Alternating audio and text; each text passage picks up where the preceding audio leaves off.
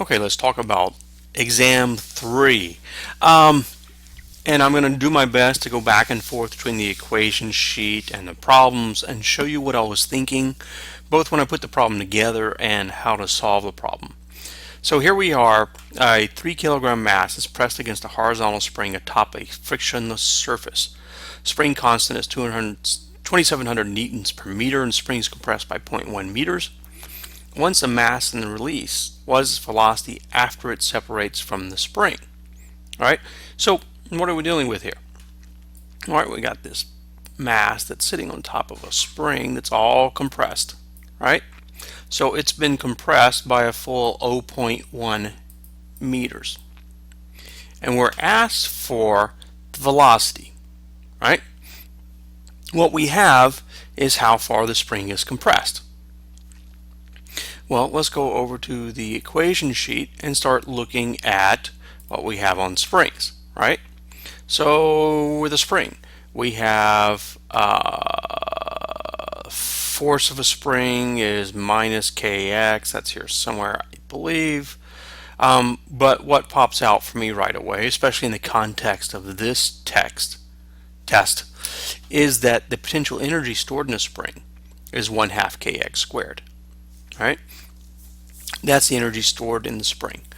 And I'm asking for, in the problem, what's the velocity after that energy, say when the ball comes up off the spring, all the energy of the spring has been transferred into the motion of the ball, or the mass, right?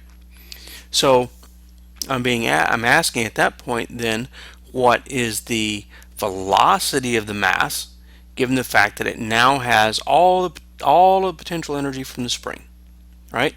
And so what we're turning to is conservation of energy here, right? Energy is conserved. And so what I'm looking for is that the potential energy of the spring equals the kinetic energy of the mass, right, after the fact.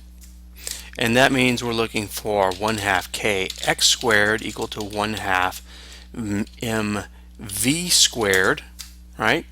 And the v is going to give us the velocity. So the 1/2s divide out. I'm going to divide through by m. So v squared, let me get back into math mode, that will help.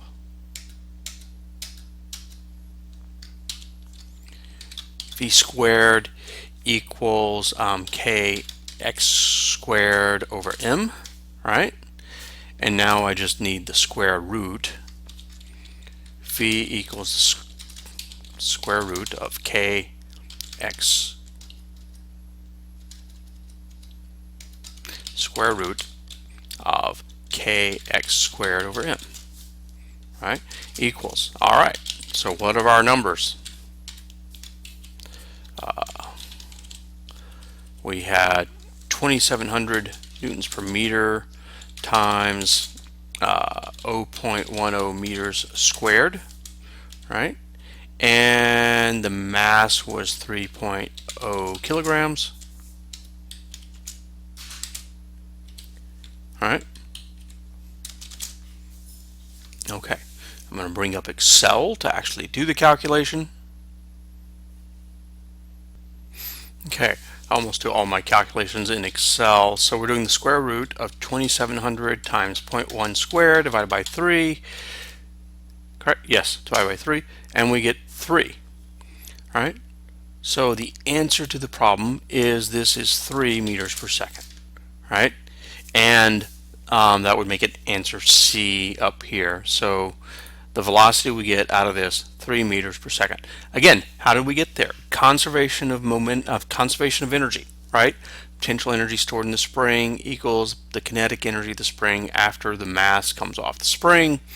And then that gives us 1/2 kx squared equals 1/2 mv squared, right? Solve for v squared.